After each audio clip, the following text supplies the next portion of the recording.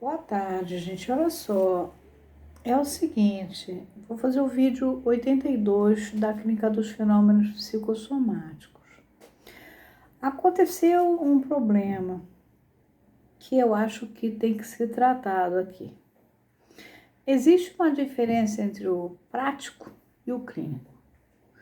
Quem leu aquele livro do Noah Gordon, que é The Physician, Physician é o médico clínico, mas está traduzido como o físico, vocês vão ver que no ano 1000, enfim, por aí, por essa época, no Ocidente, ele era daquela região da Inglaterra, lá para cima, acima da Inglaterra, você não podia ser médico, porque tudo era a igreja que controlava. Então, se você tinha uma dor de cabeça, era a Nossa Senhora da Cabeça, se ia parir, era a Nossa Senhora do Parto, assim por diante.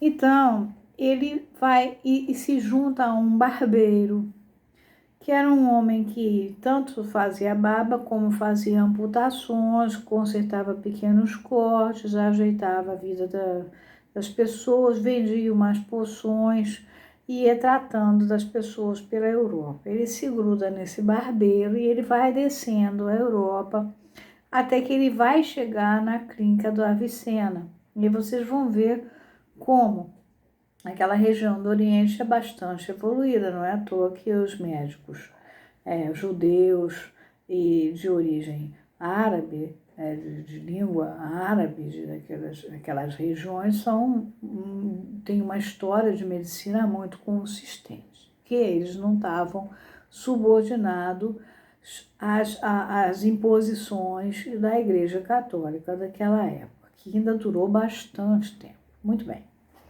Essa pessoa que me procurou, ela parece esse tipo de prático. Existe esse tipo de prático. Ele não estuda porque não dá tempo. É uma maneira de achar que não dá tempo. O tempo a gente arranja. Quando meus filhos iam dormir, quando meu marido ia descansar, quando a minha casa entrava em calma, eu vi que eu tinha que estudar Lacan, era a hora que eu ia estudar. Eu estudava Lacan durante a noite e às 5 horas da manhã, quando passava o lixeiro na minha rua, eu sabia que já estava na hora de eu ir deitar. E aí eu dormia até mais ou menos às 11 horas da manhã, quando aí eu levantava e ia trabalhar na minha clínica. Aí, mais tarde, eu comecei a ir para São Paulo, então, aliás, passei para São Paulo antes. Eu já não precisava ir tanto para São Paulo quando eu dormia e ficava nessa região da madrugada. Mas, de qualquer maneira, eu passei anos estudando 8 horas seguidas de Lacan toda noite. Então, o problema é o seguinte: quando você não tem tempo, você arranja tempo. Não existe essa história. Agora, é dedicação. Lacan estudava muito, Freud estudava muito, os analistas, doutora Anísia da Silveira, que era uma psiquiatra séria, com trabalho, estudava muito. Agora, existe o prático. Essa moça me escreveu dizendo que ela sabia que eu tinha interesses em psicossomática, mas que ela não ouvia os meus vídeos. Mas que, de qualquer maneira, tinha aparecido agora no período do Covid uma pessoa para ela tratar à distância. Ou seja, deve ser por Skype ou por telefone, não sei, com esclerose múltipla. Ora, e aí ela tinha lido um livro, segundo ela leu, de um autor chamado John Gee. Eu já falei desse autor para vocês e disse que eu tinha o Xerox, porque foi o Antônio Quiné quem me deu na ocasião. Eu tenho ele já traduzido pela Cristina Rolo, que é uma analista que já morreu, a psicossomática na clínica lacaniana. E eles falam, a propósito do trabalho deles lá na França com pacientes com câncer, eles vão ensinando toda a estrutura do ensino, do trabalho nosso, que é super delicado, com os pacientes com fenômenos psicossomáticos. Então, as coisas básicas que você tem que saber. a posição da pessoa na estrutura da constelação familiar, já falei disso para vocês. Quem deu o nome dela?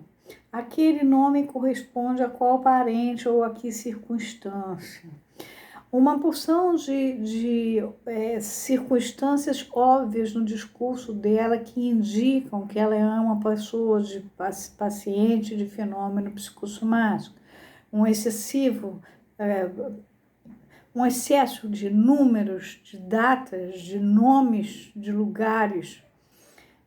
Uma holófrase, quer dizer, uma frase, holos todo, uma frase que ali está o nó de amarração de uma história toda daquela doença, como ela eclodiu. Eu contei o caso do rapaz que dizia: a comida que ela faz mal para você, cortando o discurso. O paciente ou o analisante, dependendo se ele for um neurótico, for fazer a análise, mas se ele for um paciente normal, porque o fenômeno psicossomático dá nas 3 estruturas. Essa pessoa acometida por um fenômeno psicossomático, você tem que buscar a holófrase, mas você não pode indicar para ela que você está percebendo, mas ali está o nó da coisa. Qual é a holófrase? Então, tudo isso eu queria falar aqui porque é uma questão de respeito com as pessoas que trabalharam comigo no ambulatório, lá atrás, há muitos anos atrás. Nós estudamos neuroimunoendocrinologia com médicos que davam aula para gente.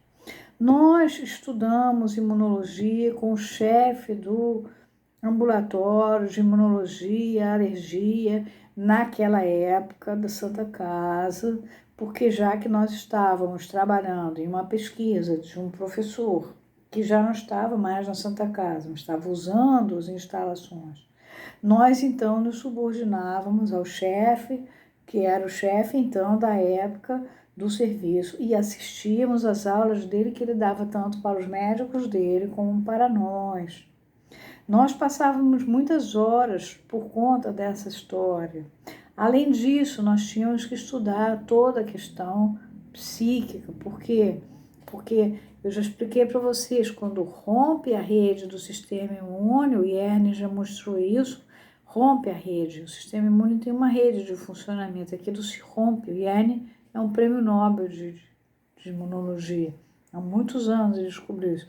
E esse professor que indicou a pesquisa na qual eu trabalhei, já falecido em 93, esse senhor, ele queria o nosso trabalho justamente porque nós sabemos que no discurso aparece esse discurso rompido também. E onde é que aparece essa ruptura do discurso? Através da holófrase, que é uma frase sem sentido aparente que entra dentro de um texto. Esse rapaz falava, né? Eu fui não sei aonde, sabe, a comida que ela faz mal para você. Eu comprei tal coisa, a comida que ela faz mal para você. Mas eu já vi outras holófrases malucas, do tipo, o pai dele é minha tia, ou não tem tu, vai tu mesmo, ou enfim. Ou então uma que outro dia eu escutei, não posso repetir porque ela caracteriza muito a pessoa, mas é muito interessante, que é um trocadilho feito com um nome familiar, e eles têm uma doença autoimune que vai se repetindo. Então, essas coisas. Outra coisa, a gente tem que ter contato com esses médicos que trabalham com esses fenômenos. Cada doença tem seu tempo, tem seu prazo. Quando é que alguns já sabem pelas pesquisas, quando é que aparece aquele tipo de câncer? Tantos anos depois que a coisa começou, não é? Então, já existem essas coisas. Não é assim trabalhar com fenômeno psicossomático. Olha, você me dá uma cola aí que eu vou tratando. Não é assim. Isso é o prático. Isso não é o trabalho clínico. O trabalho clínico é um trabalho sério. Então, eu desejo que essa senhora tenha todo o sucesso do mundo, mas ela diz que leu o livro. Bola, se ela tivesse lido o livro, eles usam o câncer como um exemplo para mostrar toda a estrutura do fenômeno psicossomático aparecendo. Então, ela não entendeu nada do livro. Então, eu queria pedir a vocês que trabalham com fenômeno psicossomático, ou que quando aparecer fenômeno psicossomático, ou que vocês tenham cautela, ou que vocês se supervisionem com uma pessoa que saiba, ou que vocês simplesmente derivem a pessoa, ou que vocês não se metam naquilo, vocês tratem a pessoa, mas ignorem-o. Porque vocês estão lidando. Psique é alma gerada por um processo de mortificação. Soma é cadáver. Vocês estão lidando com um corpo físico que está se deteriorando em função da psique em atuação o tempo inteiro. Então, pode ser uma úlcera, pode ser um câncer, pode ser uma rosácea, pode ser uma uveíte, mas pode ser algumas dessas doenças que levam à morte. Uma esclerose múltipla pode levar à morte. Um câncer pode levar à morte. Eu contei até um caso do mesmo câncer. Um estava com a pulsão defletida, tinha muita coisa para fazer, saiu do câncer e está vivão. A outra queria encontrar os parentes defuntos e foi. Então, tratar de fenômeno psicossomático além de você fazer o tratamento da pessoa, você estar lidando com uma outra questão que está em andamento e que está diretamente ligada na morte mesmo, no processo de cadaverização, no processo de se transformar em cadáver. O corpo está sendo deteriorado. Não pode ser de arrancadinho. Então, eu fiquei preocupada, tanto pelos pacientes que estão com esses fenômenos, agora por causa do Covid. Aí eu tenho Covid, aí aproveita, vai procurar um terapeuta. Eu fiquei preocupada por eles e fiquei preocupada também pelos práticos, né, que não respeitam o trabalho nem desse grupo francês aqui, que não é brincadeira o trabalho desse grupo francês, desse autor, o Jean Guy. É um grupo que trabalhou intensamente. Agora, a gente não tem só o Jean Guy, né, que a gente tem la maladie de Lyme, le fondement de la clinique, a gente tem les phénomènes psicossomatiques et la psychanalyse, que é editado pela Navarran. A gente tem um handbook aqui sobre problemas sistêmicos de pele, de doenças de pele. A gente tem a questão psicanalítica do câncer, essa numa perspectiva até tradicional, problemas hepáticos graves, o médico, o paciente, a enfermidade do Parent, que era um camarada super interessante. A gente tem aqui gênese psicossomática e tratamento das úlceras gástricas e duodenais. Enfim, a gente tem vários livros, não é uma coisa assim tão fácil, tão simples. Então, eu queria pedir, com toda ênfase, para os terapeutas, amigos, que ponham na cabeça dos práticos que tratar da clínica dos fenômenos psicossomáticos não é uma coisa simples, porque nós estamos lidando com a morte diretamente o tempo inteiro, com o risco da morte, e não pode ser realizado por um prático. Me dá uma cola aí de arrancadinho. Não é assim. É muito mais sério do que uma psicoterapia. Depende de um saber de fato daquilo. Então, em respeito a todas aquelas pessoas que eu coordenei na pesquisa, e por todo o tempo que essas pessoas gastaram trabalhando, em respeito a todo esse grupo francês, do próprio livro que ela diz que leu, do Jean Guy, eu queria pedir a vocês que, por favor, quando vocês encontrarem um prático fazendo esse tipo de expediente na clínica, vocês alertem a eles para a seriedade da coisa.